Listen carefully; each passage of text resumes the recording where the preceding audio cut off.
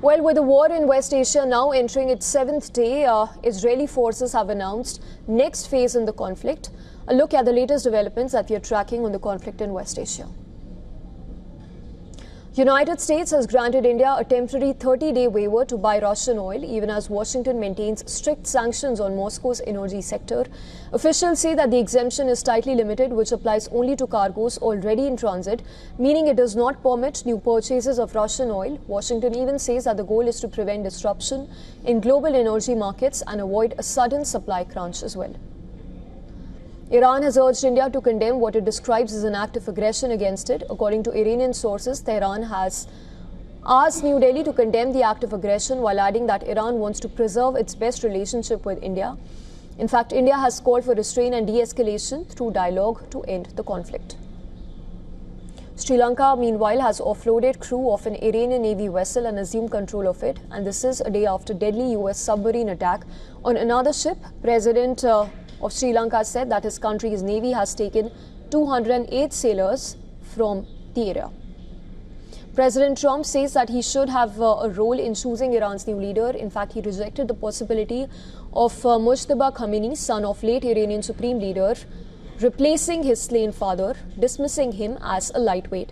Trump said that he has to be involved in the arrangement, the appointment drawing a comparison to Venezuela, where interim President Delcy Rodriguez has cooperated with the US. Parallelly, Iran's Foreign Minister Abbas Araghchi said that his country was prepared for any ground invasion, warning that such a move could spell disaster for the country's enemies. He said, and I quote, "We are waiting for them and we are confident that we can confront them and that would be a big disaster for them," unquote. Israel, meanwhile, said that 60% of Iran's missile launchers and 80% of its air defense systems had been destroyed. Announcing a next phase in the campaign, Army Chief Eyal Zamir had said that Israel had additional surprises ahead.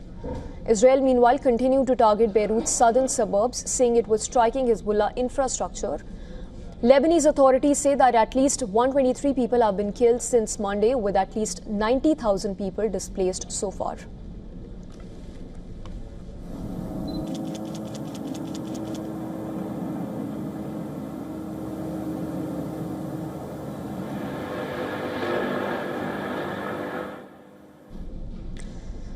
And to discuss the volatile situation in West Asia, we earlier spoke with Chuck Freilich. He's former Israel Deputy National Security Advisor. An excerpt of what he had to say a short while ago. I think what President Trump was saying is not that he intends to specifically pick the successor, but what he wants to do once the United States and Israel have gone to this great effort, launching a war to achieve their objectives, then he wants to know that the successor regime will be a more favorable one, one which will be less of a threat to regional stability, to American interests, and to Israel itself. And so I imagine that there will be joint consultations between the U.S. and Israel about that.